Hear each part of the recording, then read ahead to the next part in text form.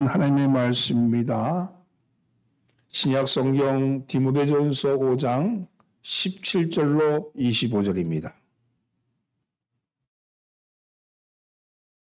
신약성경 디모데전서 5장 17절로 25절의 말씀을 교독합니다. 제가 한 절 읽고 여러분이 한 절 읽습니다. 잘 다스리는 장로는 배나 존경할 자로 알되 말씀과 가르침에 수고한 이들에게는 더욱 그리할 것이니라.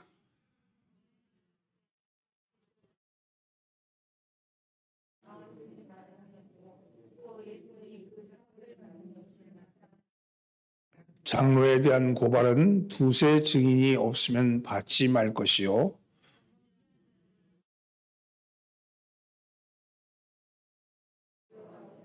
하나님과 그리스도 예수와 택하심을 받은 천사들 앞에서 내가 엄히 명하노니 너는 편견이 없이 이것들을 지켜 아무 일도 불공평하게 하지 말며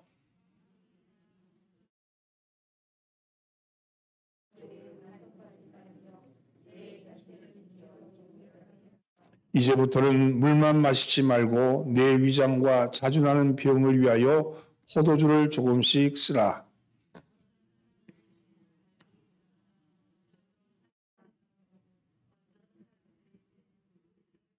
함께 이와 같이 선행도 밝히 드러나고 그렇지 아니한 것도 숨길 수 없느니라.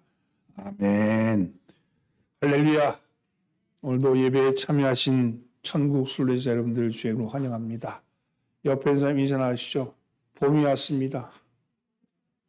잘 나오셨습니다. 앞뒤에 있는 사람들 은혜 받읍시다. 오늘은 건강한 교회라는 말씀을 함께 가지고 은혜를 나눠보고자 합니다. 교회를 바라보는 일반 사회인들의 눈은 점점 싸늘하게 변해가고 있습니다. 그럼에도 지금도 각종 신학교에서는 수많은 주의 종들이 배출되고 있으며 사람들이 모여 사는 골목에는 교회가 우후죽순으로 세워지고 있습니다. 그리고 대다수의 교회가 부흥이라는 이름으로 한 사람의 영혼이 아닌 구름대 같은 교인수 모으기에만 급급합니다. 이런 한국 교회의 모습을 하나님은 과연 어떻게 보고 계실까? 진정한 건강한 교회 조직에서 건강한 신앙이 자랄 수 있습니다. 신앙이 내용이라면 조직은 그 내용을 담는 그릇입니다. 조직은 신앙이 아닙니다. 그러나 그릇에는 생명력이 없지만 그릇이 아름답고 튼튼해야지만이 생명을 담을 수 있습니다. 조직이 건강해야지 신앙을 잘 보존하고 성장시킬 수 있는 것이죠. 그러면 어떻게 해야 건강한 조직, 어떻게 해야 신앙의 성장을 가져오는 그런 조직을 만들 수 있을까요? 사도 바울은 사랑하는 아들 같은 제자 디모데에게 오늘 말씀을 전했습니다. 디모데전서 디모데후서는 사랑하는 아들 디모데에게 보낸 편지죠. 목회 서신이라 그러죠. 사도 바울에게는 두 제자가 있었는데 한 제자는 헬라인이었던 디도와 또 한 제자는 유대인이 반이고 반은 헬라인이었던 아버지는 헬라인이고 어머니는 유대인이었던 디모데였습니다. 오늘 우리가 봉독한 디모데전서는 사도 바울이 젊은 제자였던 디모데에게 어떻게 하면 교회를 잘 이끌어갈 수 있는지 그에 대한 교훈으로 하시는 말씀입니다. 이 디모데는 젊은 제자들에게 주는 이 디모데 전후서는 리더십 교과서와 같다고 말할 수 있죠. 디모데 전후서에는 좋은 리더가 되는 많은 원리가 쓰여져 있는데 오늘 본문은요. 건강한 교회를 세우는 몇 가지 원리를 제시하고 있습니다. 어떻게 하면 건강한 교회로 세울 수 있을까 하는 겁니다. 첫째는요. 따라서 존경이 바탕이 되어야 합니다. 그렇습니다. 존경이 바탕이 되어야 합니다. 이 건강한 교회는요. 존경이 바탕이 되어야 합니다. 그리스도의 몸된 교회는 다양한 지체들이 필요하죠. 하나도 없으면 주님께서 이루시고자 하는 그런 사역에 큰 지장이 됩니다. 그래서 서로 존중해 줘야 합니다. 우리 각 사람이 서로 얼굴이 다르고 성격이 다르고 일하는 방식이 다르고 살아온 경험이 다르듯이 내가 존귀하듯이 다른 사람도 존귀한 것을 기억하셔야 합니다. 내가 존귀한 것 같이 다른 사람도 존귀한 존재다 하는 것이 우리의 근본적인 바탕이 되어야 합니다. 이 세상에는요, 엑스트라가 한 사람도 없습니다. 우리 모두가 인생의 주연이고 하나님의 존귀한 자녀들입니다. 내가 하나님의 자녀로 인정받듯이 다른 사람도 하나님의 자녀로 인정하셔야 합니다. 아무리 좋은 자질을 가졌다 하여도 좋은 리더를 만나지 못하면 그 자질을 개발할 수가 없습니다. 구원의 복음을 듣고 믿음으로 말미암아 속사람의 구원을 얻었다 해도 계속적인 신앙적 가르침이 없다면 신앙은 자라지 않습니다. 마치 아이가 태어났는데 건강하게 태어났어요. 그런데 그 아이를 그냥 방치해 두면 아무리 건강하게 태어났다 할지라도 바른 사회생활을 할 수 없고 바른 인간관계를 가질 수 없는 것과 같은 겁니다. 구원의 씨는 가졌지만 열매가 없다는 것이죠. 결국 하나님 앞에 나갈 때는 열매가 아닌 씨밖에 갖고 나갈 수가 없다는 겁니다. 그런 사람의 구원을 성경은 부끄러운 구원이라고 그렇게 말합니다. 그러면 어떻게 해야지 열매 맺는 신앙을 할 수 있을까? 먼저 리더를 잘 따르셔야 합니다. 리더를 잘 따르셔야 합니다. 17절 말씀 함께 봉독합니다. 잘 다스리는 장로들은 배나 존경할지로 알되 말씀과 가르침에 수고하는 이들에게는 더욱 그러할 것이니라. 이 구절에서 잘 다스리는 장로, 이것은 오늘날 장로님들을 의미합니다. 그리고 말씀과 가르침에 수고하는 이들은 오늘날 목사님들, 목회자들을 의미합니다. 즉 사도 바울은 교회 리더들을 존경하라고 그렇게 말씀합니다. 교회 리더들을.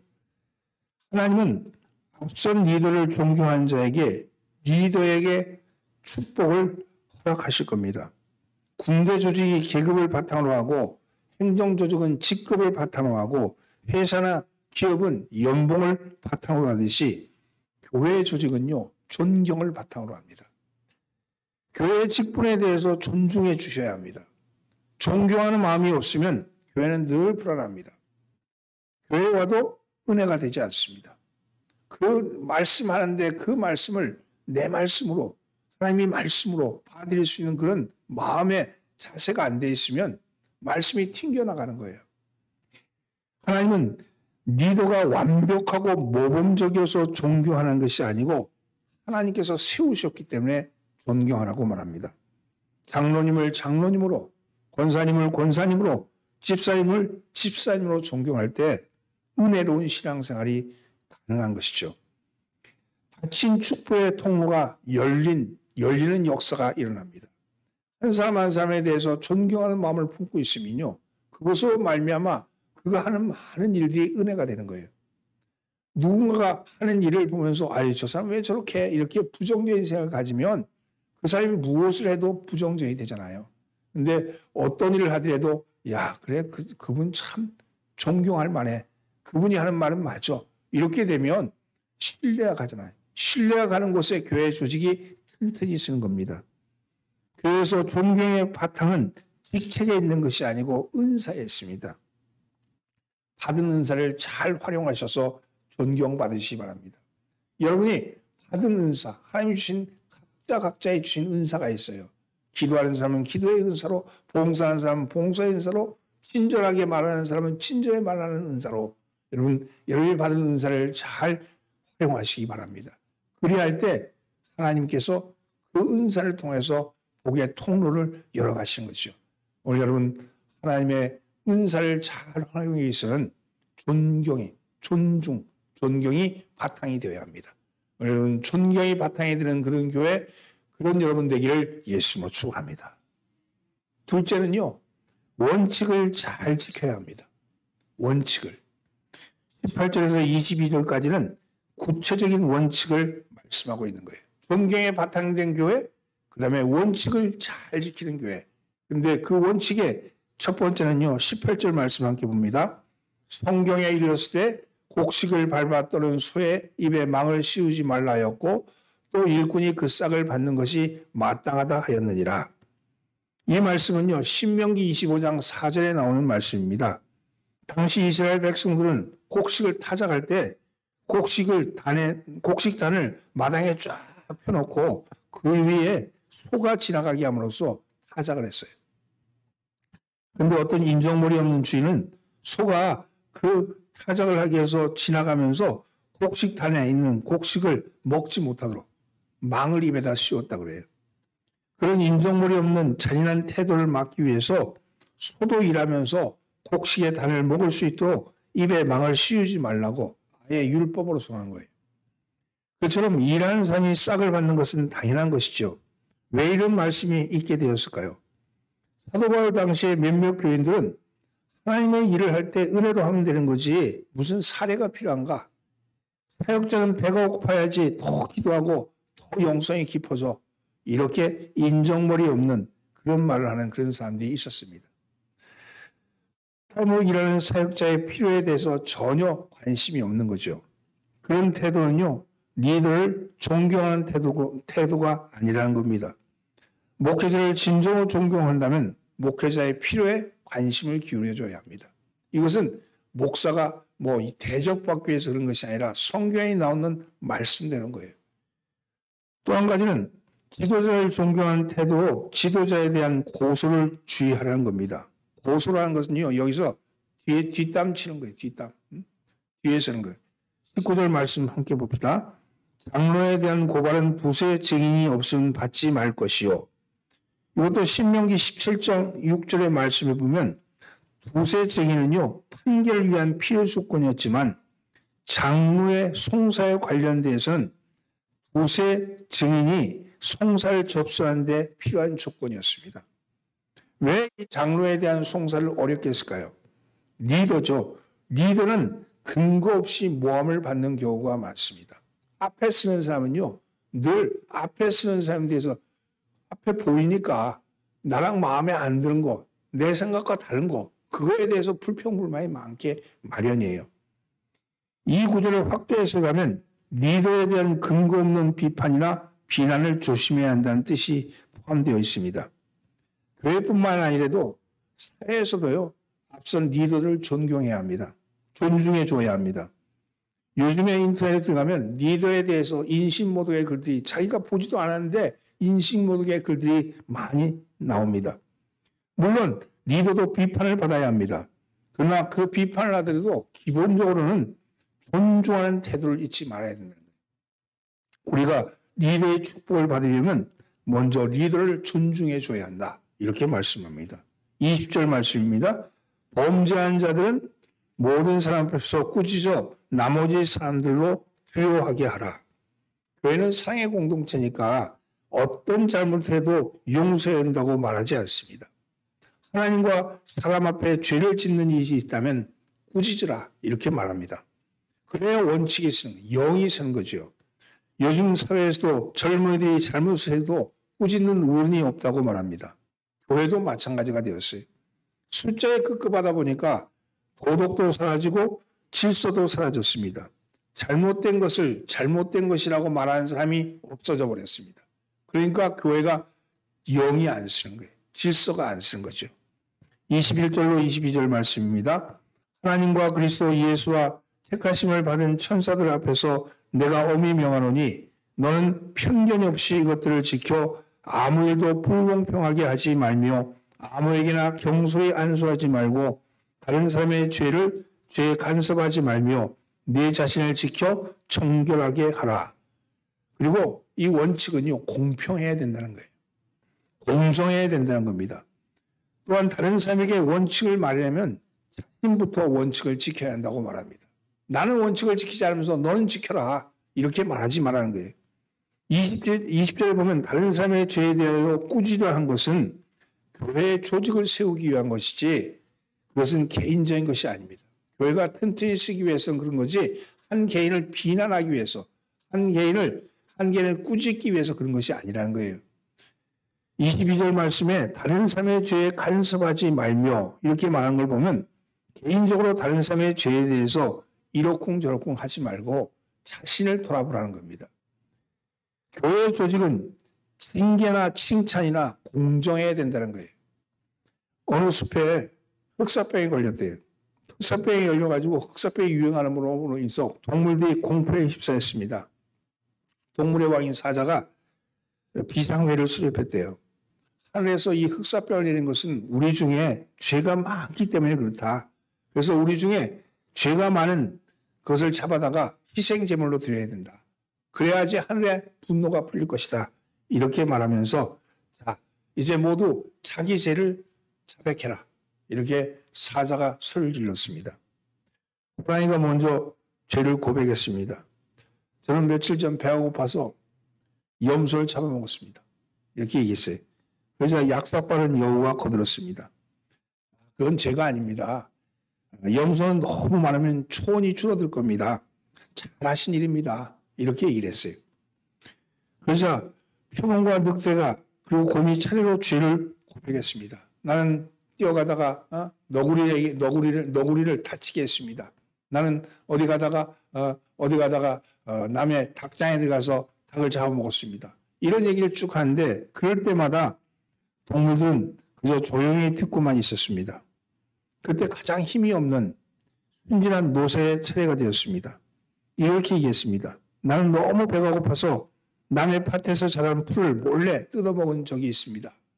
그렇게 얘기하자 동물들이 일제히 손가락으로 노새를 가르치면서 내 놈 때문이다. 내 놈 때문에 유행병이 돌았다. 이렇게 하면서 유세를 내렸다고 합니다. 정의보다는 힘, 약자보다는 강자가 판치는 사회는 부패한 사회입니다. 우리의 사랑은 십자가의 신앙입니다. 따라서 신앙생활을 한다는 것은 하나님 사랑과 이웃 사랑을 실천하는 것이죠. 하나님을 사랑한다면 이웃을 사랑하지 않을 수가 없습니다. 이웃을 미워하고 멸시하면서 하나님을 사랑한다는 것은 있을 수가 없는 겁니다. 이처럼 하나님 사랑과 이웃 사랑이 균형을 맞출 때 십자가의 신앙이 바로 선 것이죠. 원칙이 바로 서 있는 공정한 원칙. 이런 교회 질서도 마찬가지입니다. 하나님의 사랑과 이웃 사랑이 균형을 이루며 바로 설 때 공정성이 유지가 되는 거예요. 우리는 어떤 분은 이런 얘기해요. 우리 주기도문 하잖아요. 주기도문 할 때마다 우리는 자기에 대한 사형 선고를 하는 거예요. 주기도문 할 때마다. 내가 내 이웃의 죄를 용서한 같이 나의 죄를 용서해 주옵시고 이렇게 하잖아요. 이럴 때마다 용서하지 못한 것은 자기 죄 때문에 자기가 죽는다는 자기 사형 선고를 하는 거예요. 근데 그 얘기를 들으니까 주기도문 하기가 두려워졌어요. 그렇잖아요. 내 죄가 이웃이 나에게 한 죄를 용서한 같이 나의 죄를 용서해 달라고 하는데 내 형제의 죄를 용서하지 않으면서 어떻게 내가 하나님 앞에 나갈 수 있겠어요? 그러니까 여러분 공정한 원칙에 따라서 성경에 나오는 말씀에 따른 원칙에 살아서 살아가기를 바랍니다. 그래야 할 때 여러분 왜 내 축복의 문이 막혔는지를 알게 되는 거예요. 왜 나는 신앙생활을 잘한다 그랬는데 왜 나는 잘 안 풀릴까? 이것이 어디에서 막혀있기 때문인데 그 막힌 것이 보여지게 된다는 겁니다. 여러분 말씀을 잘 먹어서 여러분 원칙적인 삶을 살아가기를 예수님으로 축원합니다. 세 번째는요. 사람의 눈치를 보지 말고 당당하게 실천해야 합니다. 눈치 보지 말고 실천하자. 그렇습니다. 23절입니다. 이제부터는 물만 마시지 말고 내 위장과 자주 나는 병을 위하여 포도주를 조금씩 쓰라. 디모데는요. 유대인의 금욕주인 계율 때문에 포도주를 마시지 않았습니다. 그래서 물만 마셨지만 중동지방의 물이라는 것은 우리처럼 그런 물이 아니고 오염된 물이에요. 오염된 물이어서 소심한 성격을 가진 디모데는 위장과 관련된 병에 자주 걸렸던 겁니다. 그 문제를 해결하기 위해서 사도 바울은 금욕주의적인 계율에 거기에 연연하지 말고 포도주를 조금씩 쓰라고 그렇게 권면하고 있습니다. 이 구절은 술을 마시라 이 말씀이 아니고 치료의 목적을 위해서 괜찮다. 그런 것이 그것이 너에게 걸리는 게 아니고 그건 문제가 되는 게 아니다. 그 들어가는 음식이 너를 죄로 만드는 것이 아니고 나오는 것이 죄를 만드는 건데 거기에 매이지 말아라. 중요한 것은요. 스스로에게 떳떳한 삶을 사는 거예요. 우리는 스스로 만든 율법을 두고 서로를 정죄하는 일이 있습니다. 그러나 바울은 그러한 일에 연연하지 말라 그럽니다. 교회는 때로 겉으로 보기에는 비난받는 일을 같아도 하나님과 사람 앞에서 떳떳한 일이라면 그 일을 끝까지 밀고 나가는 뚝심이 있어야 합니다. 누가 비난한다 해도 이것이 하나님의 뜻이라면 흔들리지 마셔야 합니다. 사람의 소리, 세상의 소리에 귀 기울여가지고 그걸 안 한다면 그래서 은자가 되는 거죠. 왜냐하면 선행과 악행은요, 시간이 지나가면 드러나기 때문입니다. 지금 당장 눈에 보이는 것이 그것이 결과를 보지 못한다는 거예요. 과정일 수 있잖아요. 그래서 24절로 25절은 그 말씀하는 거예요. 함께 봉독합니다. 어떤 사람의 죄는 밝히 드러나 먼저 심판에 나가고 어떤 사람의 죄는 그 뒤를 따르나니 이와 같이 선행도 밝히 드러나고 그렇지 아니한 것도 숨길 수 없느니라. 시간이 지나면 아무리 숨기려 해도 선행도 결국 드러나고 악행도 결국 드러난다는 겁니다. 그러므로 사람의 겉모습을 보고 판단하지 말고 하나님 보시기에 떳떳하다면 다른 사람의 말에 지나치게 신경을 쓰지 마셔야 합니다. 다른 사람의 귀에 너무 신경을 쓰다 보면 내 신앙에 가는 길이 흔들어져 버려요. 길을 잃어버리고 만다는 거죠. 소녀가 산길 가다가 나비 한 마리가 거미줄에서 버둥대는 모습을 봤어요. 불쌍하죠. 소녀는 가시덤불을 헤치고 들어가서 거미줄에서 나비를 떼어주었습니다. 나비는 춤을 추듯이 홀홀 날아갔지만 소녀의 다리와 팔은 가시에 긁혀서 붉은 피를 흘리게 되었어요. 그런데 먼저 멀리 날아간 줄 알았던 나비가 순식간에 천사로 변하더니 소녀에게 다가왔습니다. 천사는 자기를 구해준 그 소녀에게 은혜에 감사하면서 무슨 소원이든지 들려주겠다고 그렇게 말했습니다. 그러자 이 소녀가 이렇게 얘기했어요. 이 세상에서 가장 행복한 사람이 되게 해주세요. 천사는 알았다 그러면서 소녀의 귀에다가 무슨 말을 소곤소곤소곤거리면서 사라졌습니다. 과연 그 후에 소녀는 자라서 아가씨가 되었고 결혼해서 주부가 되었고 그리고 할머니가 되었습니다. 그는 늘 행복이 떠나지 않는 삶을 살았습니다. 그녀의 곁에는 언제나 좋은 사람들이 있었고 행복하게 살아가는 그녀를 부러워했고 존경스러운 눈빛으로 우러러보았답니다. 무정한 세월이 흘러서 예쁜 소녀가 백발의 할머니가 되었습니다. 임종을 앞두게 되었어요. 누구나 행복한 삶을 살고 싶어 하지만 그러나 실제로는 행복한 삶을 살아가는 사람은 그렇게 흔치 않았습니다. 그래서 이 땅에 살면서 가장 행복을 소유했던 한 사람이 사라진다는 사실에 대해서 많은 사람들이 슬퍼하며 안타까워했답니다. 이에 사람들은 입을 모아서 죽기 전에 그 행복의 비결이 무엇인지를 물어보았대요. 그 말을 들은 할머니가 빙그레 웃으면서 입을 열었습니다. 내가 소녀 때에 나비 천사를 구해준 적이 있지. 그 대가로 나비 천사가 나를 평생 행복한 사람이 되게 해주었어. 그때 천사가 내게 다가오더니 내 귀에 이렇게 속삭여 주는 거야. 나를 구해줘서 고마워요. 지금 나를 구해준 것처럼 어려운 사람들을 만나면 꼭 도와서 그렇게 해주세요. 그럴 때마다 행복의 에너지가 많이 넘치게 될 겁니다. 그리고 그렇게 하면 평생 행복하게 살 겁니다. 이렇게 얘기해 줬답니다. 그래서 그때부터는 남에게 도움을 베푸는 주는 삶을 살았더니 평생 행복했노라고 그렇게 말했답니다. 사실은 나비가 내 소원을 도와준 것이 아니고 누구든지 그렇게 남을 도움을 주는 삶을 살면 행복해 줄 수 있다. 이런 말을 남겼다 그래요. 사랑하는 성도 여러분, 담대하십시오. 여러분, 돕는 일에 담대하십시오. 여러분, 내 것을 차지한 일에 담대하지 말고 돕는 일에 담대하면 여러분, 하나님이 여러분을 도와주실 겁니다.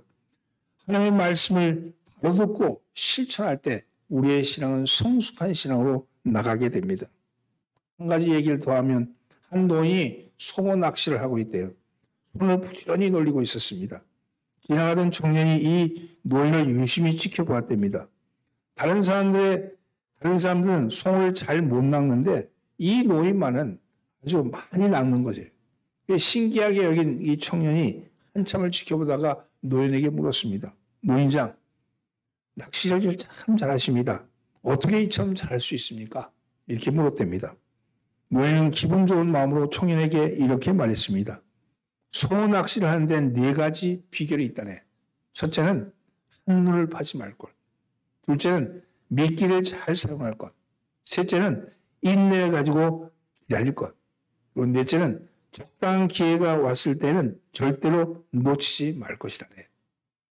그리고 여기 더 추가할 것이 있다네. 그것은 그대로 실천하는 것이래.